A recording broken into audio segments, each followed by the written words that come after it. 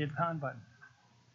Okay, so I think we're live this evening for a bargaining session with Jeffco Public Schools and Jespa.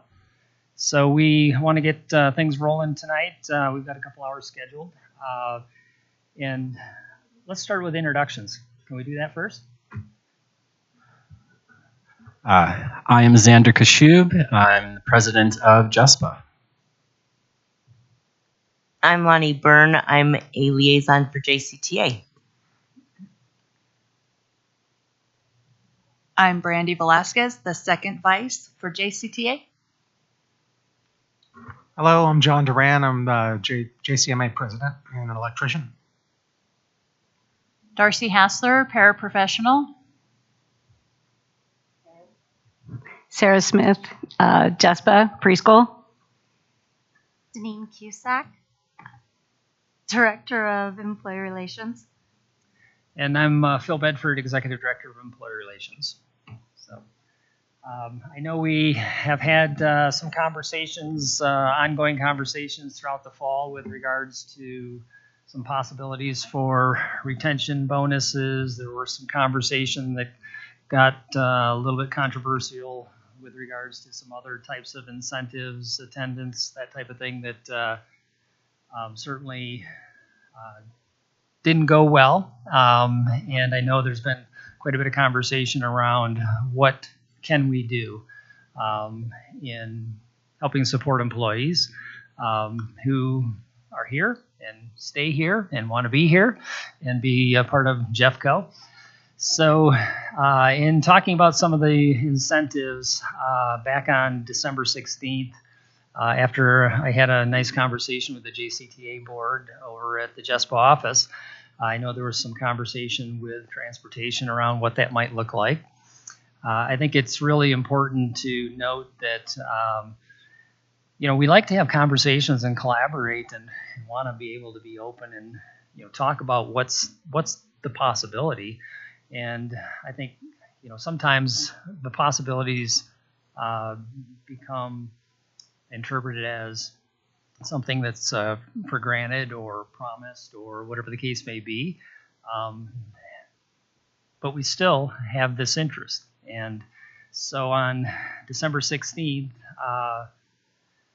the district created and sent a memo of understanding and a request to bargain over retention bonuses for two specific employee groups.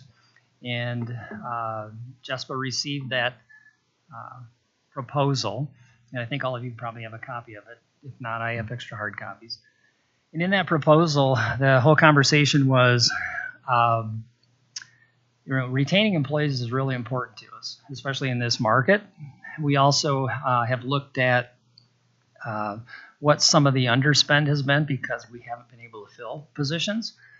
And so in doing so, I had conversations with our operations folks in particular, and have had some other conversations with one other department outside of operations. And we made a made a proposal, knowing that we could come to the table and have this conversation, that on December 16th, we had proposed the document that you hopefully have in front of you, which is essentially for all transportation and fleet services employees, $750 retention bonus is paid in January, which will be a moot point at this point because we're not going to be able to pay anything in January because we're getting towards the end of the month. For employees who are with us for the first, half of the year, and then another $750 retention bonus for the second half of the year to be paid in July.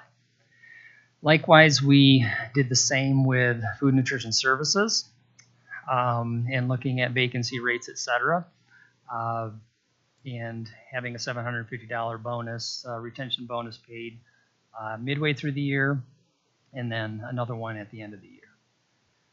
The idea, again, behind this is to thank people for the work that they've done. And it's an expression of appreciation knowing that we do have some underspend.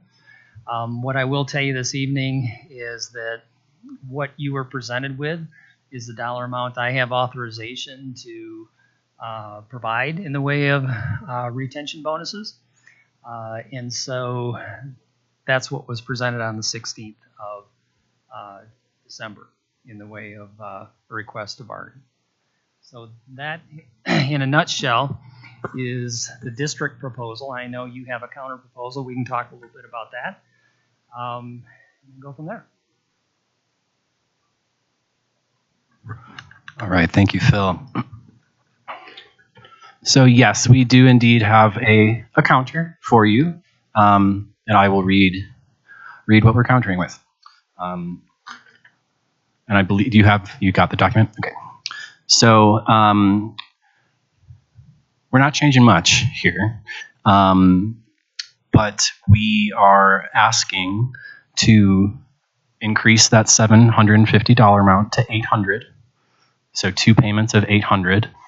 And we are also proposing to include custodial and paraeducators to this MOU, and to basically effectively be the same $800 payment for those groups as well. And those are our proposed changes. Okay, thank you. So conceptually, I can tell you we certainly appreciate you adding the additional 2 employee groups, the custodial and paraeducators. What I will tell you this evening is we are having conversations with the leaders of those constituent groups, but we do not have authorization for retention bonuses for either of those 2 groups this evening. I can tell you that I know there are some initial conversations, and I don't think Trevor's here this evening, but I know Trevor and Brandy, I think, had some initial conversations with Greg, and the $800 amount was discussed, and legitimately. Having gone back to and having had a collaborative conversation with Mr. Jackson and Ms. Wallace, along with the previous Chief Operations Officer, they had worked their numbers and came up with the $750 rate as being consistent between those 2 departments. And the entire cost is about $868,000 for just those 2 groups. I can tell you that with paraeducators, it'll probably be more than that total amount. Don't know that for sure. But I don't have, with custodial or paraeducators, I don't have the authorization to provide anything this evening. That doesn't mean that we're not interested in continuing our conversations internally within the district to see what else we can do. I think part of it is that transportation and food nutrition services are solid on their numbers, and they know their numbers right now. And there's movement with regards to some underspend with paraeducators. And when we're talking paraeducators, hopefully we're on the same page. We're talking special education paraeducators in that employee group. And then custodial, I think, is self-explanatory. So, I mean, I do appreciate the additional groups being a part of the conversation. And I will tell you, having worked with you thus far in my short tenure in this position, that we are interested in continuing that conversation. I just don't have anything definitive to be able to say I can throw a dollar amount or put a dollar amount on the table for either of those 2 groups. Okay, but I can give you some assurance, as I did when we've been talking about this all fall, that we can continue to have the conversation. I'll continue to have the conversations with the leaders. We do have a new interim Chief Operations Officer, Mr. David Supez, who has many years of experience in operations in schools. He just came on board last week, so hitting him up for some custodial incentives, etc. Yes, I'm sorry. David, D-A-V-I-D. Yep. Supez, S-U-P-P-E-S. Yeah.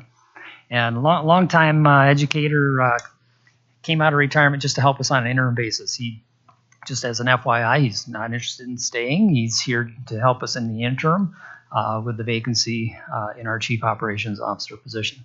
So, I hope people understand we've got movement in the operations right now. We, as we also have had many changes district leadership wise, including me being in this role, Deneen being in her role, and certainly, want to continue to have the conversation with you. And I will tell you, I think Xander and I can both attest to conversations today with our superintendent, and she's very interested in the retention bonuses and what we come up with this evening, and even continuing the conversation with other employee groups. So, Thanks, Phil. I just want to kind of reiterate, the reason that we wanted to include these other groups. If the vision, I guess, of this MOU is to express appreciation for employees, we got to appreciate everybody, and that's kind of what we were going for when we included them. And we do know there is underspend in those departments too. So if we're going to go kind of consistently across the board with all these groups, you can justify it that way as well. And we appreciate the movement. But we also, we kind of expect something as well. If we can't get them in now, we expect to get them in soon. It's really, again, retention's about kids. It's about students. If we can't retain workers, the students are really the ones that are most affected. And we want to take care of our people. We would like to caucus and talk if we can for a little bit. Fantastic. We'll take a 15-minute break. Sounds good. Thank you.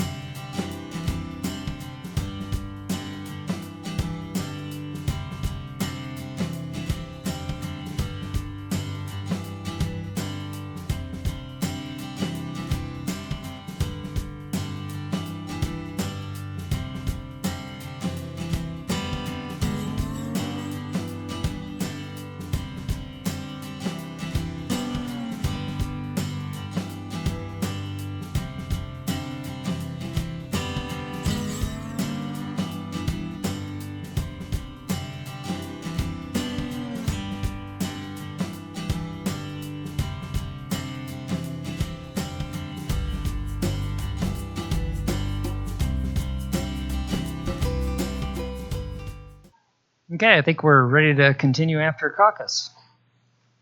All right, thank you, Phil. So after speaking to our members who are in attendance today, we talked about a few things. We talked about the real needs of our people here.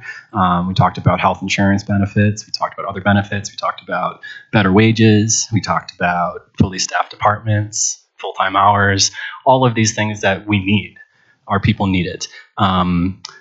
In a way to kind of recognize that this MOU is really kind of a Band-Aid for a bigger problem. And we know that. We all recognize that.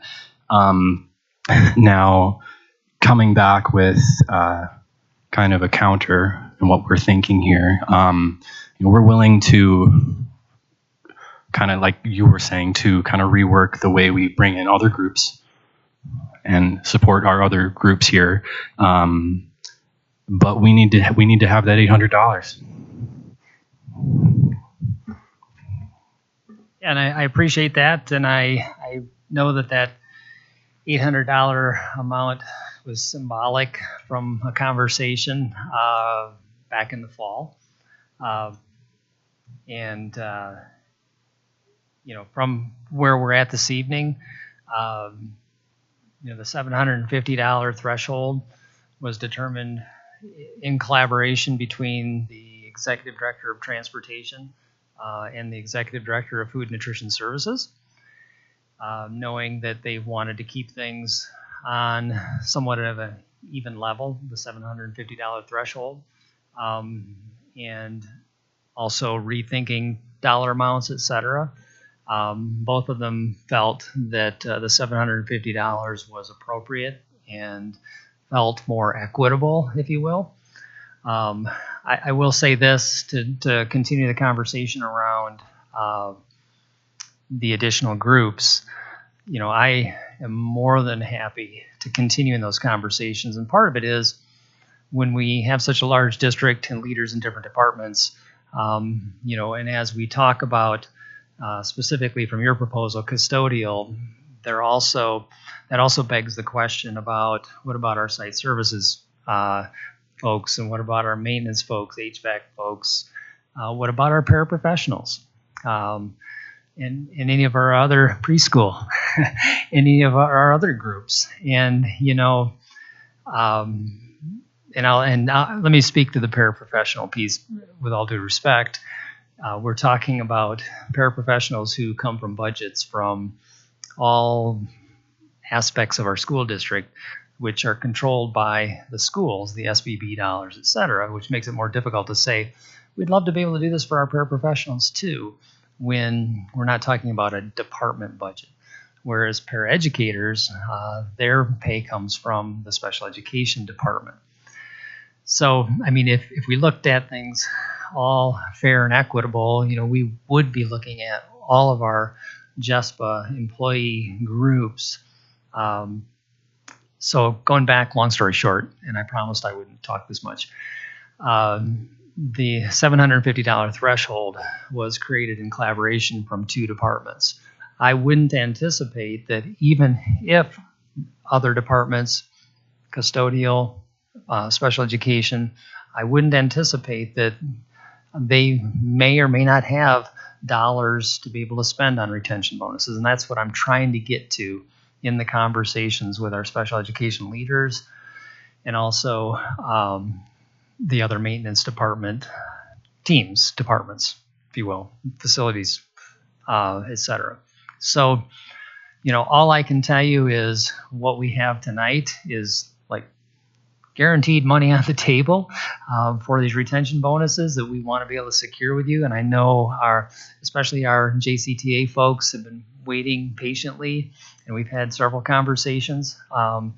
And we'd love to be able to get the ball rolling on these $750 retention bonuses, because one would be coming up, even though the initial proposal said pay in January, it would have to be February now because we're at the end of January. And then the other one would be in July. I can't promise additionals that I don't have the funding authority for. But I can tell you what I know certain tonight, and that is that we want to be able to secure an agreement with you to be able to start with taking care of these two groups, with my personal assurance that I will continue to have conversations with the leaders from the other departments. And that means nothing, right? And unless you trust me. And trust can't be built without seeing action, right? So all I can tell you is I will do my best to continue the conversation with no promises, but we've worked fairly hard in the last few months to get to this point, to be able to have close to $900,000 worth of retention bonuses offered to employees as an expression of appreciation. And all I would say is that I'll continue to work to see if we can do more for our employees. Thanks, Phil. So I wanted to just kind of revisit something you had said. If we're trying to build trust here, so I think the word that you used, symbolic. So it was, I think in my opinion, it wasn't symbolic. It happened. It was a real thing. We have people sitting at the table here who heard it, and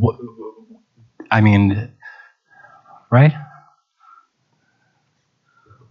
Yeah. So, I think where we're coming from is, we've had this conversation and the numbers have been, the $50 a week and then all this. And we felt like when she and Trevor met with Greg Jackson, he came up with these are numbers that he's coming up with. It's not numbers that we've come up with. It's numbers he's coming up with.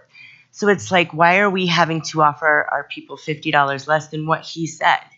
Where did that change for him? And I understand you're saying food service and all that stuff too, but we need this. You're on here, it says 25% vacancy rate. Our people are tired and they're ready to, start looking for other places because they're just not, eggs are $8. That's half of my dollar, I have to work a half an hour to buy a dozen eggs.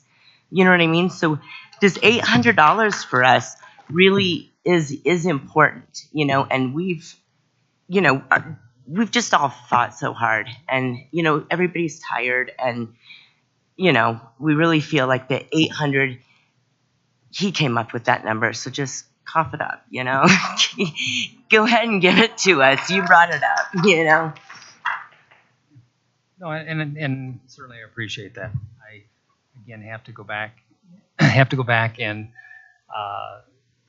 if you want to wait longer for me to have and continue the conversation, but I can't tell you that number is going to change because as our department leaders do their budgets, crunch their numbers, and, I make a request for a dollar amount and we have the conversation collaboratively and they come up with $750, and I know that's not $800, but I can't guarantee $800 either, even if, we come back in 2 weeks or whatever the case may be. What I can tell you is that Mr. Jackson has made a promise for the $750, and whether that's, walking back the conversation that Brandy and Trevor had with him, not knowing the exact numbers. I wasn't present in the meeting. It wasn't the negotiations. I don't know whether it felt like a promise or not, but those were dollar amounts that were discussed. What I can tell you is the $750 is a promise, and it is in writing, and it is something that can go into the pockets of employees as quickly as we can get the payroll pieces going. What I can't tell you is that I would come back with any different number, even in a couple weeks. So I can't make that promise. I just want you guys to understand where that puts us. So we go back and we tell our members.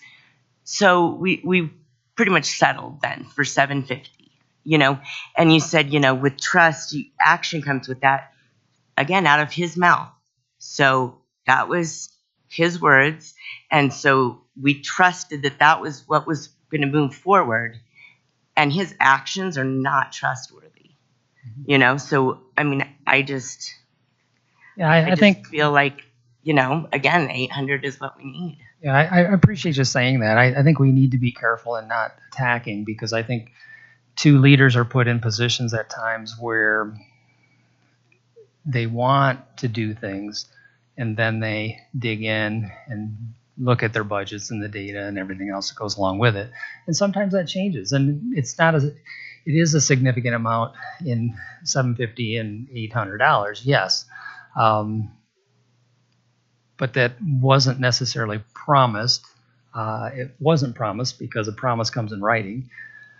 So and I'm not trying to make excuses or anything of the kind, but I think we too have learned a lesson in the process from a leadership standpoint that we shouldn't be talking about dollar amounts that we want to offer employees without having a formalized process. And I will tell you that Mr. Jackson would love to do a lot more. And I'm sure Ms. Wallace would too. And I'm sure that many of our leaders would love to be able to open up the checkbooks wider, because we've gone through some tough times in the last few years with a lot of unfilled positions.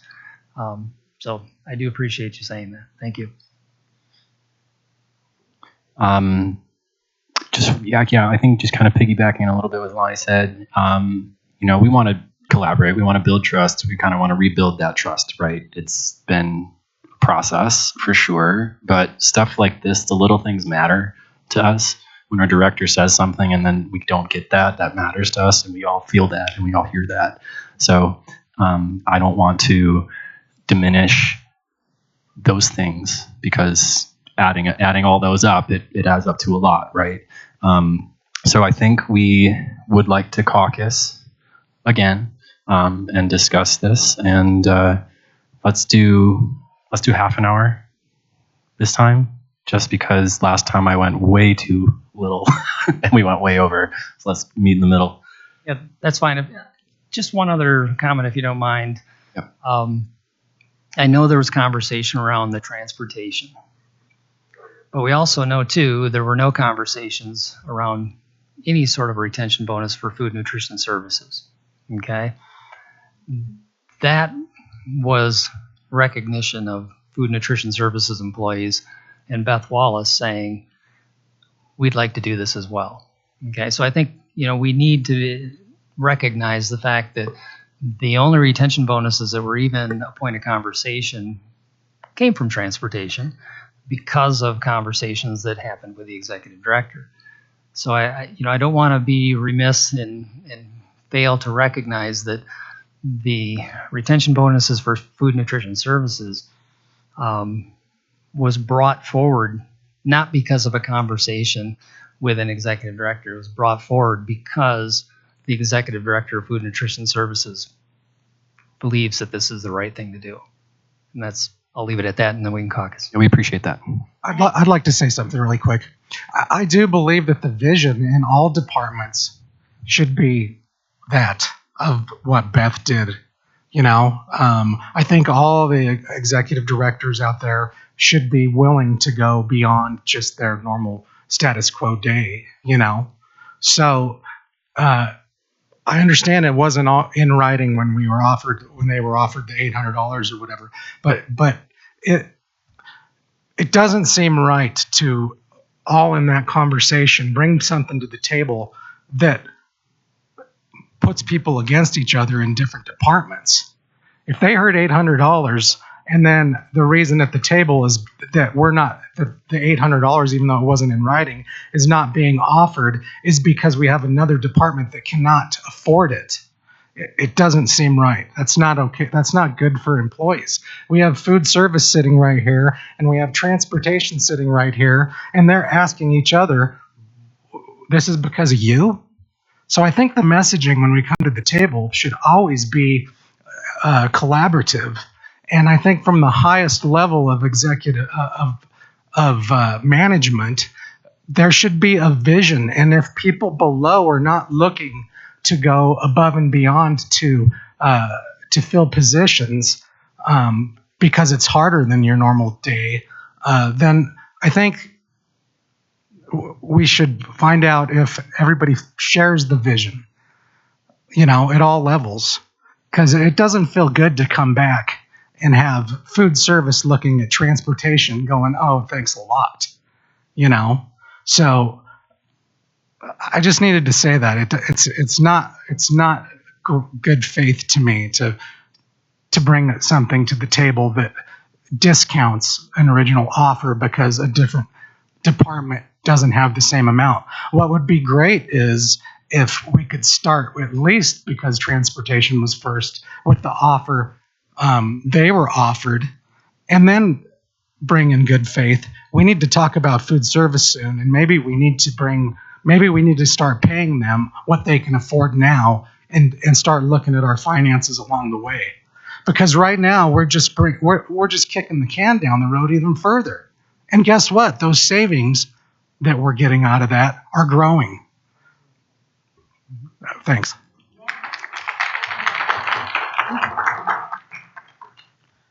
Mine is more of a procedural and a process question. I just want to make sure I have this clear.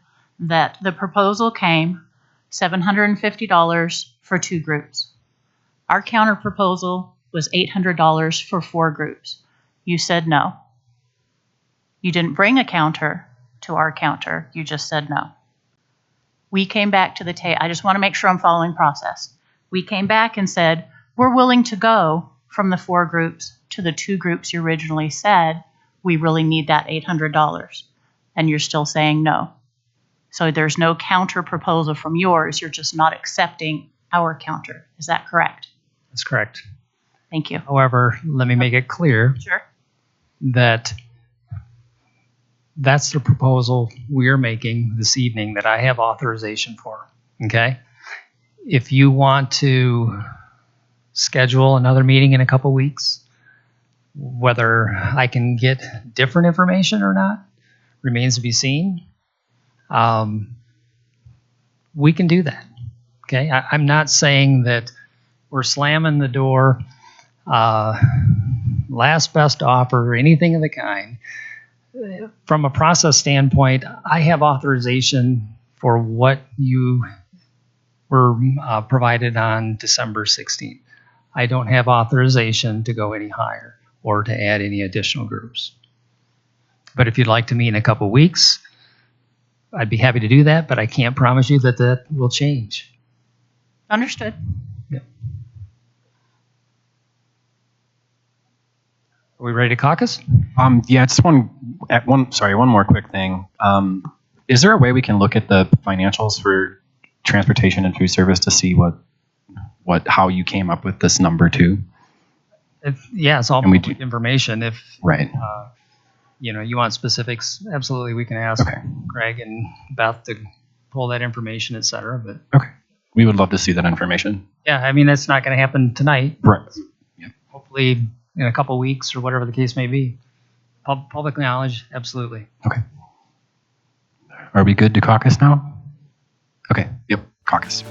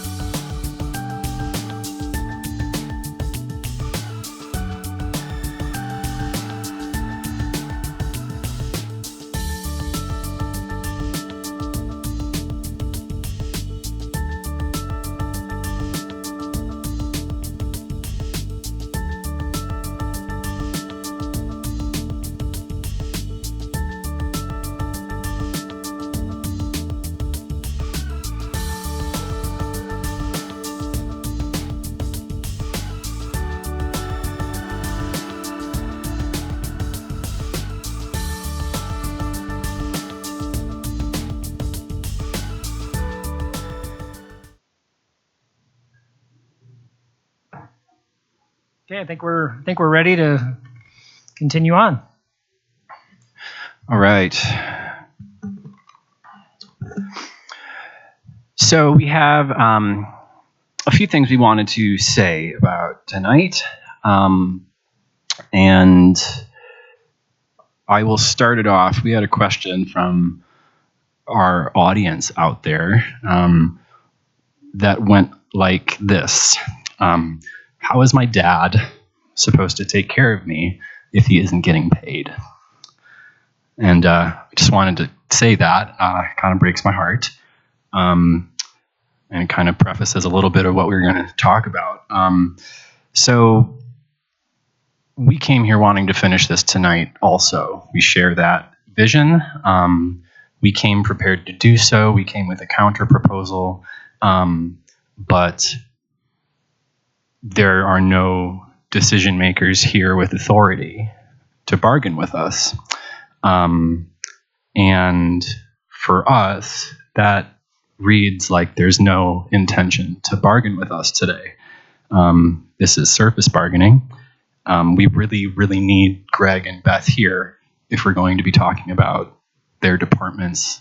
And we need authority here to be able to have an actual back and forth about bargaining. This isn't bargaining if we're proposing and you're just saying no every time.